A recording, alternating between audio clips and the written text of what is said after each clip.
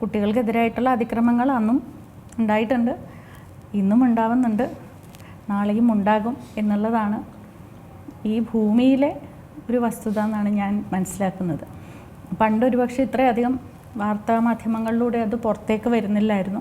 അതുപോലെ തന്നെ അത് പുറത്ത് പറയാനുള്ള ഒരു ധൈര്യം ആളുകൾക്കില്ലായിരുന്നു, കുടുംബങ്ങൾക്കില്ലായിരുന്നു. പക്ഷേ അത് ബാധിച്ച ഒരുപാട് വ്യക്തികൾ ഇന്നും ജീവിക്കുന്നുണ്ട്. കുട്ടിക്കാലത്ത് ഉണ്ടായിട്ടുള്ള ദുരനുഭവങ്ങൾ നെഞ്ചിലേറ്റിക്കൊണ്ട് ജീവിക്കുന്ന ഒരുപാട് വ്യക്തികൾ ഇന്നുണ്ട് നമ്മുടെ സമൂഹത്തിൽ, നമ്മുടെ ചുറ്റും തന്നെയുണ്ട്. അങ്ങനെയുള്ള പലരും എന്നെ വന്ന് കണ്ടിട്ടുണ്ട്, സംസാരിച്ചിട്ടുണ്ട്. ഈ കാര്യങ്ങളൊക്കെ എങ്ങനെയാണ് പുറത്ത് പറയുന്നതെന്ന് അറിയാതെ ഇങ്ങനെ ഉള്ളിൽ ഒലയ്ക്കുന്ന ഒരു മനസ്സായിട്ട് ജീവിക്കുന്ന ഒരുപാട് പേരുണ്ട് ഇന്ന് നമ്മുടെ സമൂഹത്തിൽ. അപ്പം എത്രമാത്രമാണ് ബാല്യകാലത്തിലെ അനുഭവങ്ങൾ നമ്മളെ ബാധിക്കുന്നത് അല്ലെങ്കിൽ സ്വാധീനിക്കുന്നത് എന്നുള്ളത് പലപ്പോഴും നാം തിരിച്ചറിയില്ല.